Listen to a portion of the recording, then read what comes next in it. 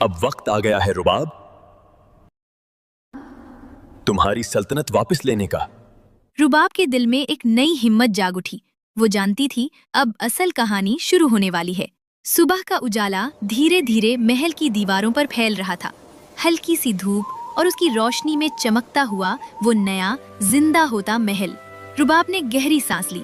آج سب کچھ بدلنے والا تھا۔ شہزادہ اس کے پاس آیا۔ اب وہ بالکل ایک عام انسان جیسا لگ رہا تھا، لیکن اس کی آنکھوں میں اب بھی وہ گہرائی تھی جو اس نے تنہائی اور اندھیرے میں گزاری تھی۔ اس نے رباب کی طرف دیکھا اور دھیمی آواز میں کہا، چلو۔ رباب نے سر ہلایا اور پھر دونوں شاہی سواری پر بیٹھ کر روانہ ہو گئے۔ سفر لمبا تھا، لیکن اس بار رباب اکیلی نہیں تھی۔ راستے میں ہوا تیز چلتی، کبھی دھول اٹھتی، کبھی دھوپ تیز ہو جاتی، لیکن ہر مشکل اب آسان لگ رہی تھی، جیسے قسمت خود ان کا راستہ صاف کر رہی ہو۔ کبھی کبھی رباب کو دور سے وہی ہلکی سی سنہری روشنی نظر آتی، وہی پری جیسے وہ اب بھی ان کا خیال رکھ رہی ہو۔ کئی دن کے سفر کے بعد آخر وہ زرکاشیا کے دروازوں تک پہنچ گئے۔ رباب کا دل زور زور سے دھڑکنے لگا۔ وہی محل، وہی دیواریں، لیکن ماحول بدل چکا تھا۔ اندھیرا، خاموشی اور ایک عجیب سا بوجھ۔ سپاہی دروازوں پر کھڑے تھے، لیکن جیسے ہی انہوں نے شہزادے کو دیکھا وہ ایک لمحے کے لیے گھبرا گئے۔ شہزادے نے ان کی طرف دیکھا۔ اس کی نظر میں ایسی طاقت تھی کہ سپاہی خود پیچھے ہٹ گئے۔ دروازے کھل گئے۔ رباب آہستہ آہستہ اندر بڑھی۔ ہر قدم کے ساتھ اس کی سانسیں تیز ہوتی جا رہی تھیں، اور پھر وہ دربار میں پہنچی، جہاں تخت پر بیٹھی تھی آئزہ۔ اس کی آنکھوں میں وہی ٹھنڈک، وہی چالاکی، اور نیچے زمین پر کنگ زبیر، بے جان، خاموش، جیسے ان کا اپنا وجود بھی کسی نے چھین لیا ہو۔ رباب کے دل میں درد کی لہر اٹھی۔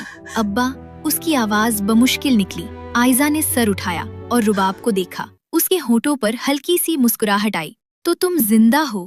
اس کی آواز میں زہر تھا۔ شہزادہ، تمہارا کھیل ختم۔ تم بچے مجھے روکو گے؟ اس نے اپنے ہاتھ اٹھائے اور منتر پڑھنا شروع کر دیا۔ ہوا اچانک تیز ہو گئی۔ دربار کے پردے زور زور سے ہلنے لگے۔ رباب کا دل تیزی سے دھڑکنے لگا، لیکن اس بار وہ پیچھے نہیں ہٹی۔ شہزادے نے آنکھیں بند کی اور مضبوط آواز میں کچھ الفاظ پڑھے۔ اچانک ایک تیز روشنی چمکی اور آئزہ کے ہاتھ زنجیروں میں جکڑ گئے۔ اس کا چہرہ بدل گیا۔ وہ زور زور سے چیخنے لگی، نہیں، یہ ممکن نہیں۔ اس کی آواز پورے دربار میں گونج اٹھی۔ سپاہی فوراً آگے بڑھے اور اسے گرفتار کر لیا۔ اس کا جادو ٹوٹ چکا تھا۔ ہوا رک گئی، خاموشی چھا گئی، اور پھر کنگ زبیر کی آنکھوں میں روشنی واپس آئی، جیسے کوئی گہری نیند سے جاگ رہا ہو۔ انہوں نے آہستہ سے سر اٹھایا اور رباب کو دیکھا۔ ایک لمحے کے لیے وہ خاموش رہے، پھر ان کی آنکھوں میں آنسو آ گئے۔ رباب دوڑ کر ان کے پاس گئی اور انہیں گلے لگا لیا۔ دربار میں ہر طرف سکون پھیل گیا۔ کچھ دیر بعد کرشما بھی وہاں لائی گئی۔ اب وہ پہلے جیسی نہیں رہی تھی۔ اس کا غرور ٹوٹ چکا تھا۔ وہ رباب کے پاس آئی اور آنسوؤں کے ساتھ جھک گئی۔ مجھے معاف کر دو۔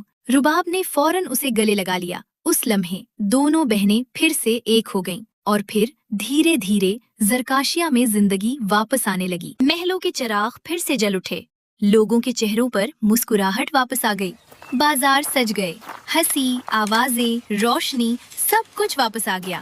کنگ زبیر دوبارہ تخت پر بیٹھ گئے، لیکن اس بار ان کی آنکھوں میں پہلے سے زیادہ نرمی تھی۔ اور پھر ایک دن آیا جب پوری سلطنت سجائی گئی۔ گلابی پھول، روشنیاں، خوشیاں، کیونکہ شہزادی رباب کی شادی تھی۔ اس شہزادے کے ساتھ جس نے نہ صرف اس کی زندگی بچائی بلکہ اس کی دنیا واپس لوٹا دی۔ نکاح کے وقت رباب نے ہلکی سی مسکراہٹ کے ساتھ آسمان کی طرف دیکھا۔ دور کہیں وہی سنہری روشنی پھر چمکی، جیسے وہ پری اب بھی اسے دیکھ رہی ہو، دعا دے رہی ہو۔ اور پھر زرکاشیا ایک بار پھر خوابوں کی طرح چمک اٹھی۔ یہ کہانی صرف ایک جیت کی نہیں تھی، یہ کہانی تھی ہمت کی، محبت کی اور بدلاؤ کی، جہاں ایک نرم دل شہزادی نے اندھیرے کو روشنی میں بدل دیا۔